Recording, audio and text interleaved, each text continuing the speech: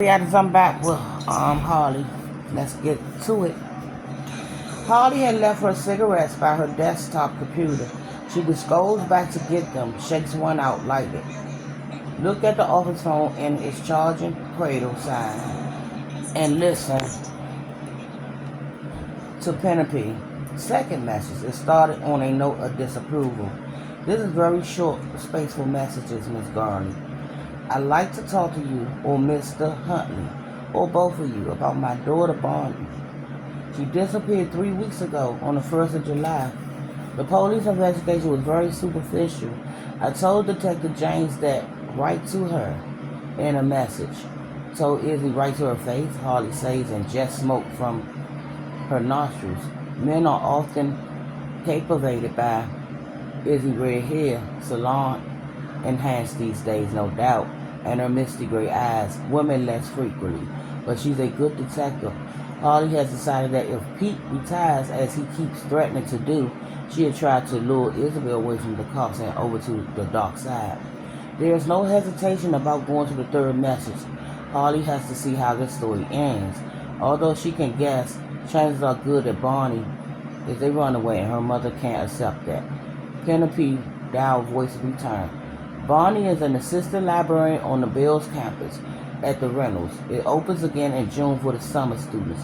Although, of course, you have to wear a mask to enter, and I suppose soon you'll have to show a vaccination card as well.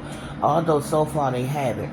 Message ends. Would you get to the point, lady? Harley thinks and punches up the last one.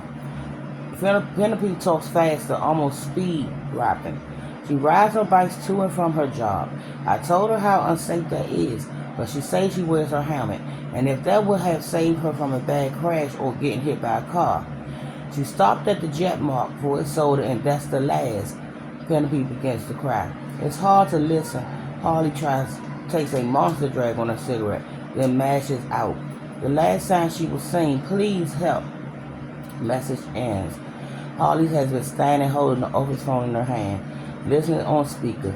Now she sits and slots the phone back in its cradle. For the first time since Charlotte got sick, no, since the time when Harley realized she wasn't going to get better, Harley Greek takes a back seat to these bite-sized messages. She likes to hear the whole story of as much of it as anxious Penelope knows. Pete probably doesn't know either, but she decides to give him a call. What else does she have to do except think about her last few videos, visit with her mother, and how frightening Charlotte's eyes were as the ventilator helped her breathe? Pete answered on the first ring, his voice raspy. Hey Harley, sorry about your mom. Thank you. You have a great you gave a great eulogy. Short but sweet. I only wish I could have. He breaks off as coughing fit strikes. Only wish I could have seen you. What was it? Some kind of computer glitch? Harley could say it was, but she makes it a habit to tell the truth, except on those rare occasions when she feels she absolutely can't. No glitch, I just turned off the video. I'm kind of a mess. How are you feeling, Pete? She can hear the rattle of film as he signed. Not terrible, but I was better yesterday. Jesus. I hope I'm not going to be one of those long haulers. Have you called your doctor? He gives a hoarse laugh. I might as well try to call Pope Francis. You know how many new cases there is in the city yesterday? 3,400. It's going up. There's another cough fit. Maybe the ER. I stick with juice and Tylenol. The worst part of it is how fucking tired I am all the time. Every trip to the kitchen is a trek. When I go to the bathroom, I have to sit down and pee like a girl. If that's too much information, I apologize. It is, but Harley doesn't say so. She doesn't think she has to worry about Pete. Breakthrough cases usually aren't serious, but maybe she has to worry. Did you call just to bet the breeze, or did you want something? I don't want to bother you. Go ahead, bother me. Give me something to think about besides myself. Please, are you okay? Not sick. I'm fine. Did you get a call from a woman named Penny Dow, right? That's what I'm calling her. She left 4 messages on many company voicemails so far. 4 of mine too. You didn't give back to her? Harley knows he didn't. What she know is this. Angel's Penny looked on the Finders Keeper website or maybe Facebook and found 2 officer numbers for 2 partners, 1 male, 1 female. Angel's Penny called the male because when you got a problem, an emergency, she termed it, you don't ask for help from the mayor, at least not at first. You call the styling. Calling the mayor is your fallback position. Harley is used to being the mayor in the Finders Keeper stable. Pete signed again, producing a disturbing rattle. In case you forgot, we're closed, Harley. And feeling like shit as I currently do. I didn't think talking to a weepy-ass divorced mom would make me feel any better. Having just lost your own mom, I don't think it would make you feel any better either. Wait until August. That's my advice, my strong advice. By then the girl may have called Momsy from Fort Wayne or Phoenix or San Francisco. He called some more, then add, or the cops would have found her body. You sound like you know something, even if you didn't talk to the mother. What? Was it in the paper? Oh yeah, it was a big story. Stop the presses, extra, read all about it.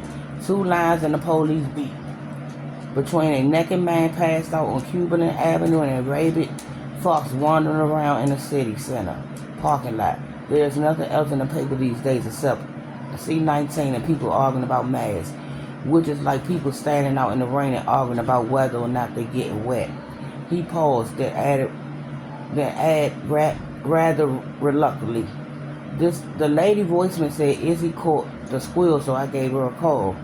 Smiles have been in short supply for Harley this summer, but she feels one on her face now. It's nice to know that she's not the only one addicted to the job. It's as if Pete can see her even though they're not zooming. Don't make a big deal of it, okay? I need to catch up with Iz anyway. See how she's doing. And see Cole Wise. She's fine. Shit Cannon, her latest boyfriend, is all. And I got a fair amount of wah about that. I asked her about this Bonnie person. Izzy say they treating it is as a missing person case. There are some good reasons for that. Neighbors say Dow and her mother argue a lot, some real blows out, and there was a bye-bye note taped to the seat of Dow's 10-speed. But the note struck the mom as a mominess and Izzy as ambiguous. I don't know what that word is.